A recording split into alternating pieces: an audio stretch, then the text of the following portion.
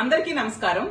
మాజీ మంత్రి అయిన రోజా గారి మీద నగరి ప్రస్తుత ఎమ్మెల్యే అయిన గాలి భానుప్రకాష్ అనే వ్యక్తి చేసిన వ్యాఖ్యల్ని నేను తీవ్రంగా ఖండిస్తూ ఉన్నాను.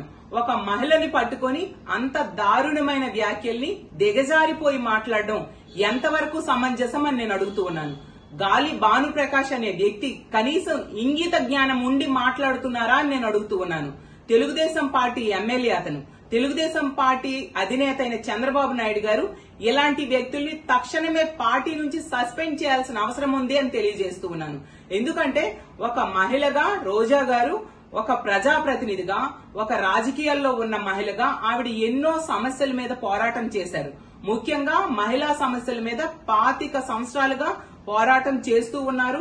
అలాగే ఇప్పుడు కూడా ప్రభుత్వం తాలూకా తప్పుల్ని ప్రశ్నిస్తూ ఉండే పరిస్థితి. అంటే ఒక మహిళ ప్రభుత్వాన్ని ప్రశ్నిస్తుందని, ఆమెకి వ్యక్తిత్వ హననం చేస్తే రాజకీయాల నుంచి తప్పుకుంటారు అనేసి మీరు భ్రమపడి ఇలాంటి వ్యాఖ్యలు చేశారు అని అర్థమవుతూ ఉంది.